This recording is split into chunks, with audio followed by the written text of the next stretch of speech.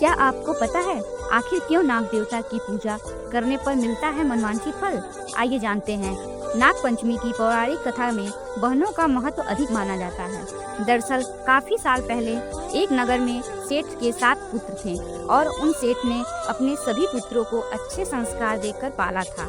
सेठ ने सभी पुत्रों का विवाह समय पर कर दिया था। सातों बहुओं भी काफी संस्कारी थी, लेकिन उन सब में सबसे छोटी बहू अधिक संस्कारी थी, ज्ञानी और बुद्धिमान भी थी। एक दिन सबसे बड़ी बहू ने अपनी देवरानियों को बोला मिट्टी लाने के लिए। जेठानी समेत सभी देवरानी जंगल में निकल गईं। वो मिट्टी निकाल ही रही थी, तब तक बड़ी बहू ने एक नाग को देखा और उसको मारने के लिए उठी।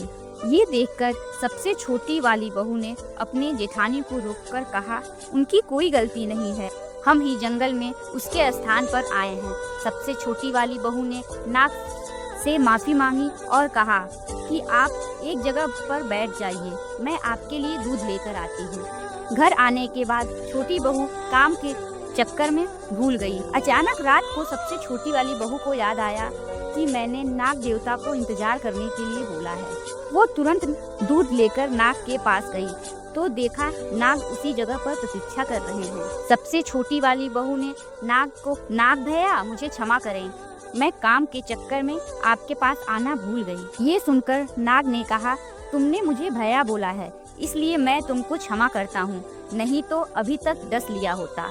आज के बाद तुम मेरी बहन रहोगी। अब तुम अपने भाई से कोई वरदान मांगो, मैं तुमसे बहुत खुश हूँ। इतना सब सुनने के बाद छोटी बहू ने नाग को बोला, मेरा कोई सगा भाई नहीं है, इसलिए मैं आपको भाई कहा। अब से आप मेरे भाई हो और आप मेरी रक्षा करोगे। बस यही वरदान मुझे आपसे चाहिए। इतना कहकर छोटी बहू वापस घर आ गई। कुछ समय बाद सभी बहुएं अपने अपने मायके जाने रही और सबसे छोटी बहू को कहा, तुम्हारा तो कोई भाई नहीं है, तुम कहाँ जाओगी? ये बात सुनकर छोटी बहू रोने लगी।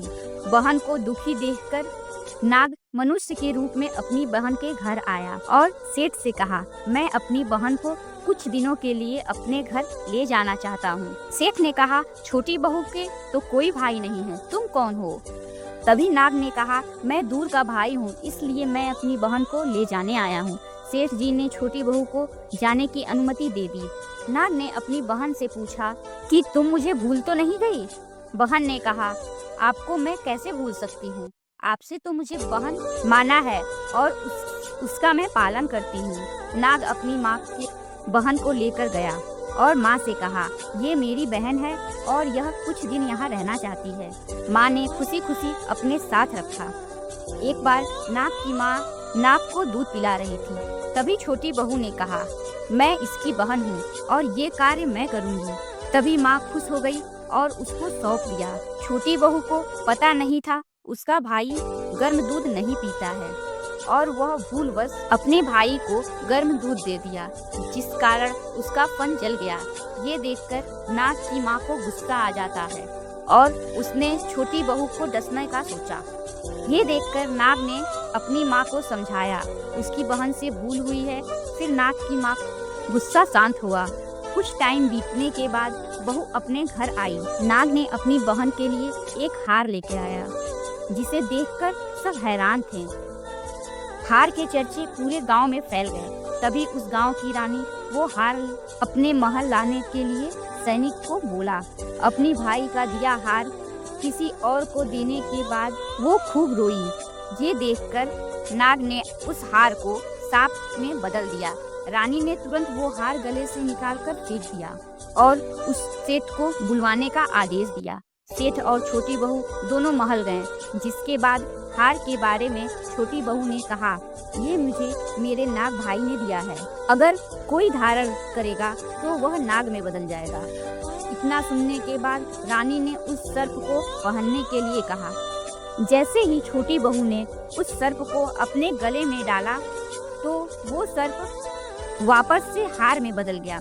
ये देखकर रानी को यकीन हो गया।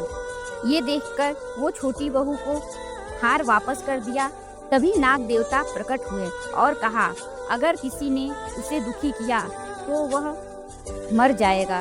तभी से ये प्रथा चलती आ रही है कि जो महिलाएं नाग देवता की पूजा पूरी श्रद्धा से करती हैं, नाग देवता उनकी सदैव रक्षा करते हैं।